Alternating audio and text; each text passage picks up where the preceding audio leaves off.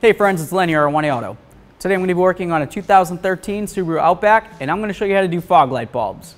It's going to be a very easy job, and I want to be the guy that shows you how to do it.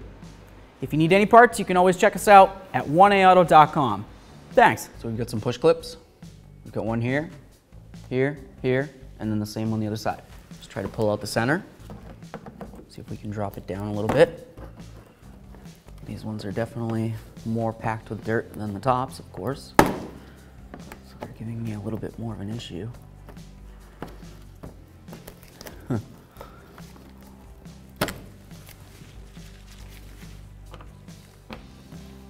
Okay, got our last clip out. Now we can go ahead. We're gonna get up in here. This should just come down a little bit. Right up in here, you can see where the fog lamps are, the assemblies. We can go ahead and turn this.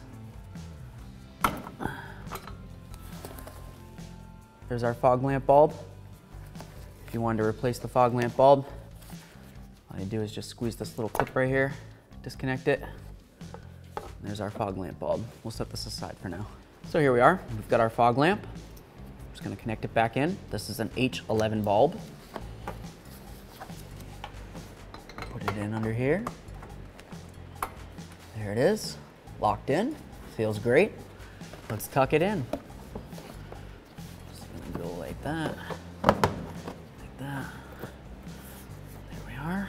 Okay, we'll do the same thing to the other side, and then we're gonna go ahead and put in some push clips. Got some push clips. Just gonna go ahead and try to put them in. Give it a little twist if you have to. Push in the center. These things are nice and clogged up with dirt, debris.